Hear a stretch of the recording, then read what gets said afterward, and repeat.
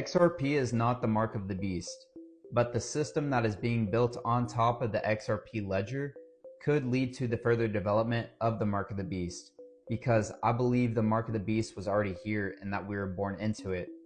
But this system that the governments and institutions are building are going to lead to complete financial control over your life.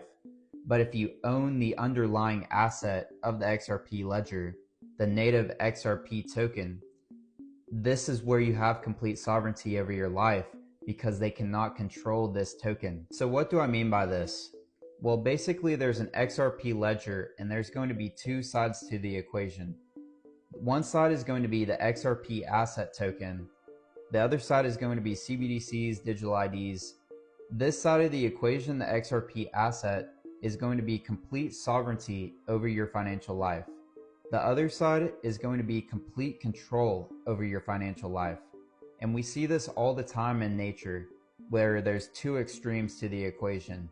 And we also see this in the whole awakening movement, where there's people that are still asleep versus awake. There's people that are still working in the matrix versus not working in the matrix.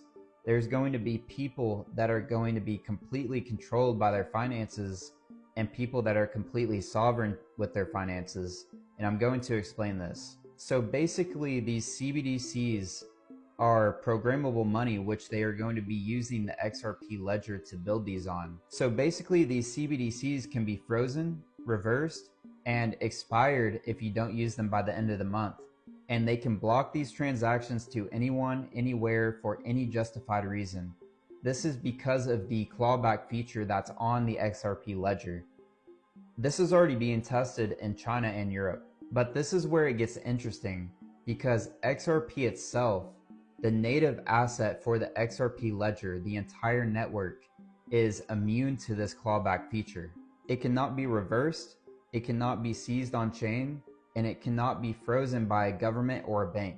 It would be like trying to take back the concrete of a finished highway, because XRP is the foundation of what they're trying to build these CBDCs on top of. In other words, you can control the traffic, the transactions, you can control the tolls, the fees, you can control the cars, the users, but you cannot go in and take back the very foundational material without destroying the very system that you are building on top of it. With XRP, with owning XRP, you do not need to use a government wallet. You do not need permission because you become your own bank. You won't need to get a mark or a chip to participate in their own system because you own XRP. You won't need